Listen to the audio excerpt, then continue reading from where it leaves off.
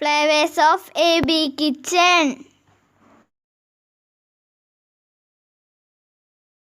Assalamualaikum, welcome back to my channel. ഇന്ന് നമ്മളിവിടെ തയ്യാറാക്കാൻ പോകുന്നത് അടിപൊളി ഒരു ഇഞ്ചിക്കറിയാണ്. തേങ്ങയൊന്നും ചേർക്കാതെ വറുത്തരച്ച അടിപൊളി ഒരു ഇഞ്ചിക്കറി. എങ്ങനെയാണെന്ന് കണ്ടു നോക്കാം. നോമ്പൊക്കെ പിടിച്ചിട്ട് വായയ്ക്ക് ഒരു രസമില്ലാതായപ്പോൾ ഞാൻ ഇഞ്ചിക്കറി ഉണ്ടാക്കാൻ തീരുമാനിച്ചു. അങ്ങനെ നിങ്ങളുമായിട്ട് ഷെയർ ചെയ്യാമെന്ന് കരുതി. നമ്മുടെ നോമ്പ് കഞ്ഞിയുടെ ഒക്കെ കൂടെ കഴിക്കാൻ പറ്റിയ അടിപൊളി ടേസ്റ്റിയായ ഒരു ഇഞ്ചിക്കറിയാണ്. നോമ്പ് കഞ്ഞി കണ്ടിട്ടില്ലാത്തവർ ഒന്ന് കാണണേ, ഞാൻ ഓൾറെഡി ഇട്ടിട്ടുണ്ട്. ഇവിടെ ഞാൻ ഇഞ്ചി എടുത്ത് വെച്ചിട്ടുണ്ട്. അത് നന്നായി തൊലിയൊക്കെ കളഞ്ഞ് വൃത്തിയാക്കി വെച്ചിട്ടുള്ളതാണ്.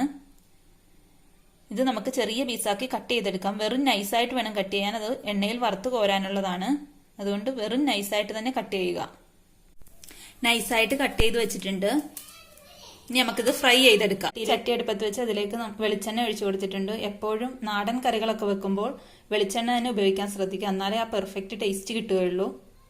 ഇനി നമുക്ക് കട്ട് ചെയ്ത് വെച്ചേക്കുന്ന ഇഞ്ചി ഇട്ട് ഫ്രൈ ചെയ്തെടുക്കാം. കുറേശ്ശെ ഇട്ട് കൊടുക്കാം.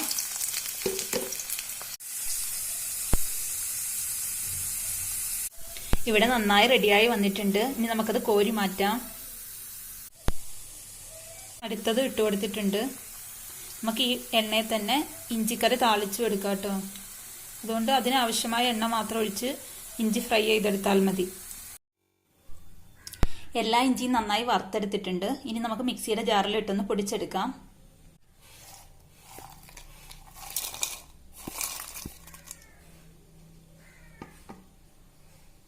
ഇഞ്ചിക്കറി വെക്കാനായി ഇഞ്ചി എടുക്കുമ്പോൾ നാരില്ലാത്ത ഇഞ്ചി നോക്കി എടുക്കണം. അധികം മൂക്കാത്ത ഇഞ്ചിയാണ് നല്ലത്.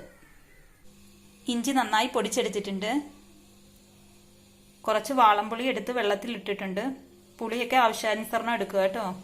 ഇനി നമുക്ക് ഇഞ്ചിക്കറി താളിച്ചെടുക്കാനായി പകുതി സവാള വേണം, 2 പച്ചമുളക് വേണം, ഒരു ചെറിയ പീസ് ഇഞ്ചി വേണം, 3-4 അല്ലി വെളുത്തുള്ളി വേണം, പിന്നെ കുറച്ച് കറിവേപ്പിലയും വേണം. ഇതെല്ലാം കൂടെ നമുക്ക് ചെറുതായി ഒന്ന് കട്ട് ചെയ്തെടുക്കാം.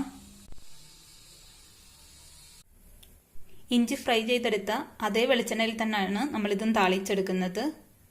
എണ്ണ ചൂടായി വന്നു. നമുക്ക് കടുകിട്ട് പൊട്ടിക്കാം. ഇനി നമുക്ക് കട്ട് ചെയ്ത് വെച്ചേക്കുന്ന സവാള, ഇഞ്ചി, പച്ചമുളക് എല്ലാം ചേർത്ത് കൊടുക്കാം.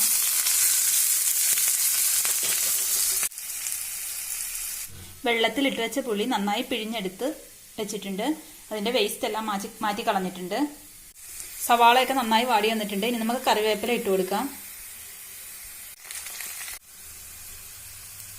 ഇനി ഇതിലേക്ക് 1/4 ടീസ്പൂൺ മഞ്ഞൾപ്പൊടി ഇട്ട് കൊടുക്കാം.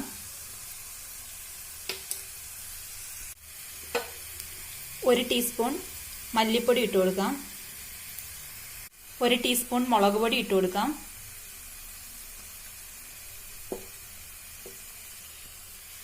നന്നായി മിക്സ് ചെയ്തെടുക്കാം.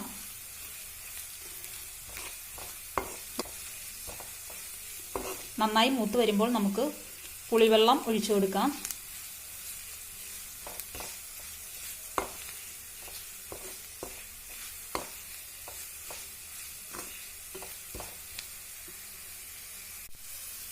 പുളിവെള്ളം ഒഴിക്കാം.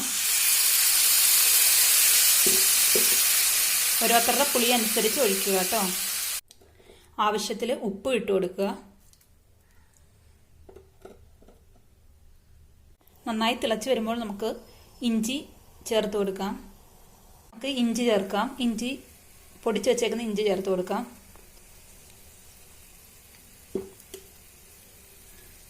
നന്നായി മിക്സ് ചെയ്ത് കൊടുക്കാം. വെള്ളം കുറവാണെന്ന് തോന്നുന്നെങ്കിൽ കുറച്ച് ചൂടുവെള്ളം ഒഴിച്ചു കൊടുക്കുക. ഞാൻ ഇതിലേക്ക് കുറച്ച് ശർക്കര പാനിയും കൂടെ ഒഴിക്കുന്നുണ്ട്. മധുരം ആവശ്യമുള്ളവർ ചേർത്ത് കൊടുക്കുക. എനിക്കിവിടെ മധുരം ഇഷ്ടമാണ്, അതുകൊണ്ടാണ് ഞാൻ ശർക്കര പാനി ഒഴിച്ചത്. പഞ്ചസാര, ശർക്കര എന്ത് വേണമെങ്കിലും ഒഴിക്കാം. ആവശ്യമുള്ളവർ മാത്രം ചെയ്യുക കേട്ടോ.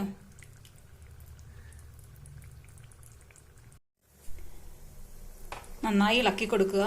നന്നായി തിളച്ച് വന്ന് എണ്ണയൊക്കെ നന്നായി പൊങ്ങി വരുമ്പോൾ നമുക്ക് ഫ്ലെയിം ഓഫ് ചെയ്യാം.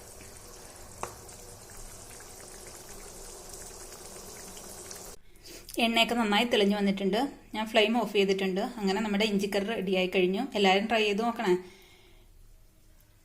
കൂടാതെ വീഡിയോ കണ്ട് ഇഷ്ടമായ ലൈക്ക് ചെയ്യാനും ഷെയർ ചെയ്യാനും സബ്സ്ക്രൈബ് ചെയ്യാനും മറക്കല്ലേ. ഇനി ഇൻഷാ അല്ലാ പുതിയൊരു വീഡിയോയുമായി വരാം. അതുവരേക്കും ഗുഡ് ബൈ.